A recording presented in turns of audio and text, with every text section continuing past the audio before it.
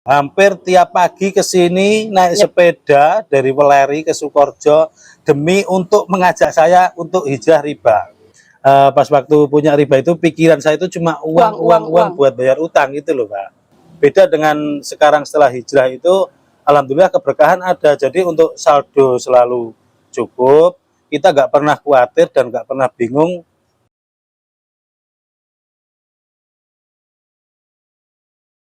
Assalamualaikum warahmatullahi wabarakatuh. Alhamdulillah kita saat ini sudah di rumahnya Bapak Ramadan dan Ibu Santi. Ini lokasinya di Selokaton di daerah Sukorejo. Alhamdulillah hari ini kita akan sedikit obrolan ringan mengenai motivasi. Jadi Bapak Ramadan dan Ibu Santi ini merupakan salah satu motivator yang berhasil berhijrah keluar dari riba. Nah, nanti kita akan sedikit-sedikit bertanya, bagaimana sih menjalani hijrah keluar dari riba itu? Apakah susah ataukah penuh dengan tantangan sih? Ataukah penuh dengan godaan yang lain? Nah, kita ikuti terus. Nih, langsung aja Pak Ramadan dan Bu Santi. Assalamualaikum warahmatullahi wabarakatuh. Pripun sehat? Masya Allah. Nih, Pak Ramadan mungkin bisa sedikit cerita gimana sih panjenengan itu dulu memulai usaha? Apakah dari usaha keuangan sendiri atau harus pinjam dari bank? Pripun, monggo. Kalau untuk awalnya usaha sih, awal-awalnya saya punya modal sendiri Pak, cuman kan sedikit. Nah dari situlah karena modal kurang, terus kurangnya ekonomi mungkin ya untuk nambah usaha. Jadi kita untuk nambah usaha akhirnya kita hutang sama bank. Padahal dulu sebelum utang sama bank itu saya rasakan biarpun pendapatan sedikit, dirasakan di pikiran, terus di keluarga itu enak sebenarnya. Cuman berhubung kita pinginnya mengembangkan usaha, modal kurang, akhirnya kita ngutang. Itu Pak ceritanya. Nah itu waktu utang pertama kali itu kira-kira sudah ada bayangan belum?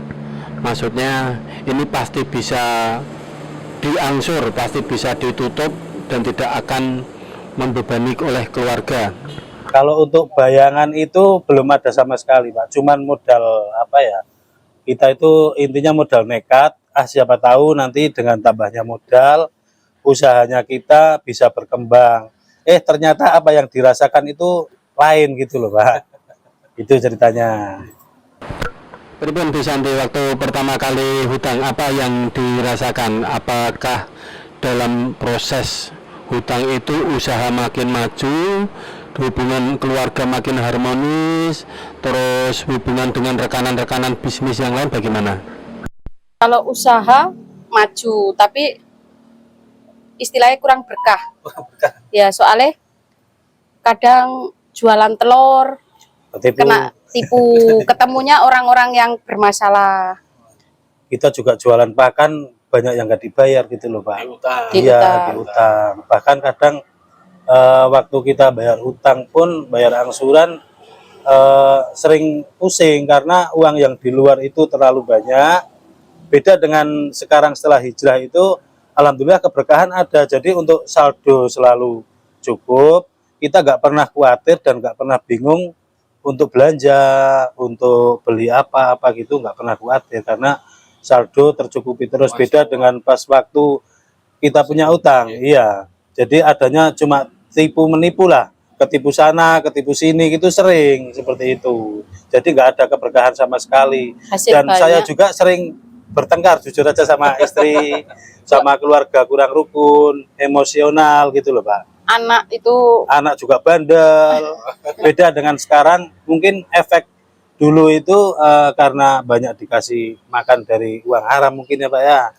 Jadi kurang berkah, jadi susah anak juga untuk dididik. beda dengan sekarang. Bapak mungkin tahu sendiri sekarang kondisi anak saya seperti apa, kan gitu sih Pak. Nah itu prosesnya gimana Pak Ramadan dan Bu Santi? Kok bisa jenengan hijrah itu tahu dari mana? Kan sangat jarang. Kalau di sekarang ini hutang bank itu kan seperti sudah biasa aja. Menjamur. Udah menjamur, udahlah enggak apa-apa utang bank itu enggak dosa. Tapi kalau yang rentenir baru itu riba kan gitu. Nah ternyata itu juga riba. Itu gimana prosesnya bisa mengetahui sampai sejauh itu? Jadi gini, saya kan punya teman namanya Pak Heru.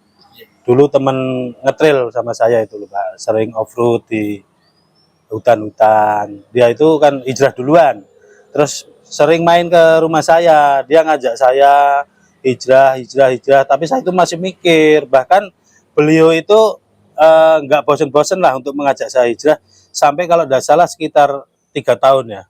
3 tahun ngajak saya, baru saya sadar karena dengan 3 tahun. Iya 3 tahun. 3 tahun. Beliau itu ngajak saya hijrah itu sampai 3 tahun. Hampir tiap pagi ke sini naik sepeda dari Weleri ke Sukorejo demi untuk mengajak saya untuk hijrah riba. Nah dari situlah saya sebenarnya kan dari ajakan beliau, saya sempat juga ya udah hijrah kayak apa hijrah itu. Saya sempat mulai mau hijrah 3 bulan, udah 3 bulan ya. Angsuran saya telatkan semua, asuransi nggak dibayar. Cuman tak pikir lagi Pak, ini kok seperti ini, saya bingung. Akhirnya saya kembali lagi ke riba. Nah setelah itu dampaknya kok makin parah kan seperti itu. Saya ketipu lagi, mobil kecelakaan, istri masuk rumah sakit. Nah disitulah akhirnya saya sadar, saya benar-benar hijrah yang sebenarnya gitu loh. Nah itu proses seperti itu kira-kira disadari mboten kalau ada istilahnya kesulitan-kesulitan itu pasti datangnya dari riba atau mungkin memang ini sedang diberi cobaan aja gitu. Jadi gini, saya sadarnya itu karena Ustadz Heru itu sering ngediko sama saya. Nanti dampaknya riba itu seperti ini. Akhirnya kan saya gali terus. Oh saya itu punya dosa apa, saya salah apa, kok punya cobaan seperti ini. Lah ternyata setelah saya benar-benar hijrah, jadi semua Pak, keberkahan, rezeki, apa yang saya dapat itu lebih terus daripada yang sebelumnya gitu loh. Kalau dulu saya itu kan alhamdulillah dulu punya plasma ya dari jualan pakan itu banyak. Bahkan sampai 100 plasma lebih. Penghasilan juga banyak, hampir sekitar setiap bulan penghasilan itu bersih dari penjualan sekitar 200-an ya. 200, paling sedikit 150. Tapi nggak pernah yang namanya megang uang. Bahkan saya mau belanja pun bingung gitu loh Pak. Beda dengan sekarang, iya habis terus. Beda dengan sekarang setelah hijrah, nggak pernah yang namanya kekurangan uang. Istilahnya seperti itu. Alhamdulillah lah, itu saya juga berterima kasih sama Pak Heru yang nggak bosen untuk mengajak saya sampai 4 tahun. Sampai melek riba, bahkan beliau sampai berjuang untuk mengajak saya mengorbankan diri untuk naik sepeda dari Weleri setiap pagi. Padahal naik turun ya? Naik turun. Sukorejo kan? Iya. Nah itu gimana tanggapannya Bu Santi? Kalau suami pengen hijrah, kan istilahnya, Pak kok aneh-aneh banget seperti ini, seperti itu. Waktu dengar kata-kata hijrah, keluar dari riba itu gimana Bu? Masih percaya riba itu dosa besar? Atau udahlah kita teruskan saja nggak apa-apa gitu? Atau gimana coba tanggapannya? Kalau saya dari awal memang setuju. Soalnya kan Ustadz Heru ngeliatin 7 fakta riba, dosa riba. Yuk di Al-Quran ya memang perintahnya seperti itu. Jadinya tetap mendukung suami. Masya Allah. Jadi ini istilahnya hijrahnya bareng, sama-sama terpanggil untuk hijrah. Soalnya setiap Ustadz Heru kesini itu pasti malamnya itu selalu ngomong-ngomong berdua di kamar, ini menarik ini kelihatannya. awalnya dulu kita ulangi sedikit. Ya. Kan dulu katanya pernah dikatakan sering cekcok di rumah. Itu kira-kira masalah apa? Ngapunten nih, kalau boleh tahu, apakah masalah ini pakan belum dibayar, ini masih diutang. Masalah kecil. Kadang masalah kecil bisa jadi besar loh Pak. Kadang nggak ada masalah pun kita ngobrol jadi masalah besar. Itu yang bikin aneh saya gitu lah. Iya. Apalagi kalau masalah mau bayar utang, uang belum keluar lah, itu tambah emosi. Saya orangnya itu gampang Gampang emosi. nggak bisa ngontrol emosi. Alhamdulillah sekarang mulai udah bisa nahan emosi, biarpun dari sedikit-sedikit lah Belajar. Posisi hijrah ini Pak Ramadan sama Bu Santi itu kondisi ekonominya gimana? Masih kondisi Setelah proses. Saat proses hijrah itu masih ekonominya apakah menurun, jatuh, atau masih biasa saja? Masih kondisi baik lah katakanlah. Kalau saya pas waktu hijrah itu alhamdulillah untuk kondisi ekonomi itu malah lagi bagus-bagusnya Pak. Bagus-bagusnya. Cuman alhamdulillah setelah hijrah malah lebih tambah bagus gitu loh. Bukannya saya hijrah itu karena saya ekonomi kolab apa itu tidak. Memang di saat itu memang lagi bagus-bagusnya lah. Cuman nggak lebih bagus dari sekarang. Alhamdulillah sekarang lebih bagus dari yang dulu gitu. Sekarang walaupun penghasilannya itu sedikit, tapi yang namanya berkah mungkin cukup. Semua cukup. Lebih dari cukup. Terus berarti kalau jenengan lihat dari berkah itu yang dirasakan sekarang itu cukupnya seperti apa? Maksudnya apa kegiatan sosial, dakwah dan sebagainya itu bagaimana dibanding dulu? Waktu juga gini loh Pak. Kalau dulu kan waktu pun kan juga kita kayaknya itu mepet. Nggak bisa membagi waktu pertama gitu. Yang kedua untuk masalah sosial juga kita masih sulit ya gitu. Cuman gini, efeknya orang hijrah itu kadang-kadang untuk apa ya, teman-teman dekat itu memang pada menjauh semua pertamanya itu. Iya. Aneh gitu. Aneh, apa bangkrut, apa-apa gitu loh. Jadi pikiran orang itu, orang hijrah itu, yang mau hijrah itu di pikiran orang lain ya, mungkin orang yang nggak suka hijrah, dia itu seolah-olah orang yang bangkrut gitu loh. Pandangannya seperti itu semua. Setelah hijrah ya mau beli, istilahnya mau beli apa itu nggak perlu kredit lagi. Sudah kapok ya. Sudah kapok. Dan alhamdulillah ada terus loh. Uangnya itu ada, di Lalah itu ada. Dan yang masalah dulu sebelum hijrah seperti mereka beli produknya jenengan utang, beli pakan utang itu orang-orangnya bagaimana? Apakah masih sama atau usahanya sekarang sudah dibayar cash semuanya?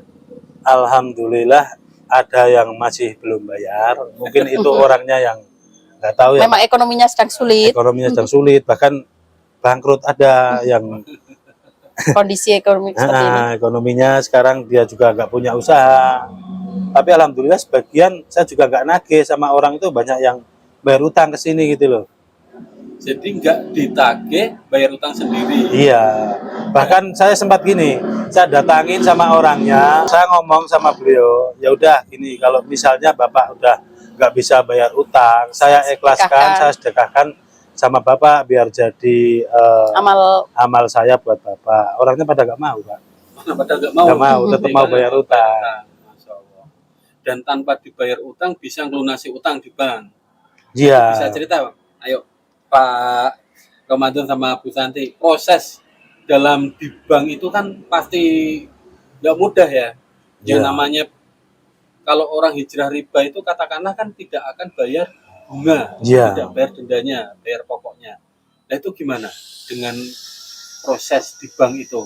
Alhamdulillah gini Pak, saya itu semuanya dipermudah. Jadi saya kan utangnya di Pak ya. Jadi saya mendatangi kantor pertama kali ke sana, mau nanya pokok utang saya tinggal berapa kan gitu. Alhamdulillah dari pun ngasih tanggapan saya itu enak. Ya udah Pak, kalau misalnya Bapak mau lunasin pokoknya, nggak mau bayar bunga, saya minta tolong Bapak untuk bikin surat pernyataan kan gitu. Ya udah Pak, minta bantuan aja sama Bapak dibikinkan gitu. Malah kepalanya yang bikin. Iya, alhamdulillah dipermudah semua lah. Itu nggak lama kok, 3 hari. 3 harian. 3 hari surat keputusan dari udah keluar, akhirnya saya langsung ke sana. 50% dulu. Dikasih apa? potongan 50%, tapi saya tidak mau. Saya mengajukan lagi, ya. Saya maunya 0% Pak, nggak ada bunga sama sekali. Ya udah pokok saja. Ya udah kalau gitu nanti saya ajukan lagi gitu. Alhamdulillah nggak pernah dipersulit. Nggak ada 1 bulan. Nggak ada 1 bulan udah selesai. Langsung diperbolehkan ya. Langsung diperbolehkan. Nah, dari pihaknya sendiri apa tidak ngerayu-ngerayu? Ayo Pak, sayang Pak. Bisa ditutup gitu. Oh, kalau pinginnya ya nggak boleh sih Pak. Pinginnya kita lanjut utang terus. Cuman kan saya udah cukup Pak, alhamdulillah. Saya nggak mau utang lagi, utang bikin mumet, saya bilang gitu. Malah yang bagus lagi itu ya, cerita yang mobil Oh, itu leasing ada. Ada di luar berarti. Ada di gimana itu? Suratnya Diceritakan.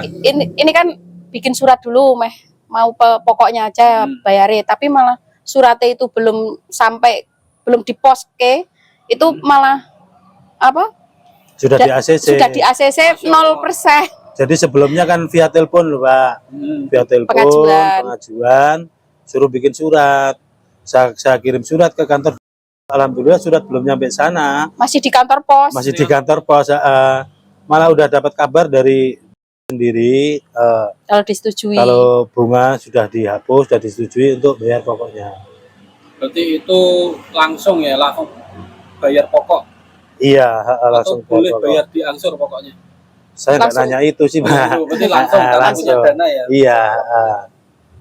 Nah, kira-kira Pak Romanto dan Bu Santi, kemudahan ini tuh bagaimana? Apakah jenengan melihat karena mudah karena jenengan masih ada ekonomi yang kuat, atau Semua memang bantuan. mudah itu karena jenengan dengan hijrah jenengan menjadi lebih dekat dengan Allah? Kalau menurut saya dipermudah itu karena saya hijrah dan saya lebih dekat sama Allah Pak. Karena dulu itu kan, kenapa saya tadi ceritakan ya, saya dulu itu untuk membagi waktu 5 waktu aja susah banget. Bahkan nyentuh Al-Quran saja nggak pernah. Tapi Al-Quran itu rasanya menjauh terus. Tapi alhamdulillah ya sekarang nggak ya dikit-dikit lah. 1 halaman, 2 halaman itu alhamdulillah ya bisa kesentuh gitu, gak kayak dulu. Dulu itu pas adanya cuma gini, pas waktu punya riba itu pikiran saya itu cuma uang buat bayar utang gitu loh Pak. Tapi untuk sekarang itu malah saya lupa dengan uang gitu loh. Saya diam, intinya saya untuk apa, tekun beribadah, saya bikin kegiatan-kegiatan sosial apa itu malah amal soleh, malah uang dekat sendiri. Saya lupakan uang, malah uang mendekat. Saya ngejar uang malah uangnya menjauh, kan aneh sih Pak. Dulu sebelum Iya, dulu sebelum hijrah. Pikirannya pokoknya ini sudah jatuh tempo, gimana caranya bisa dapat uang. Iya.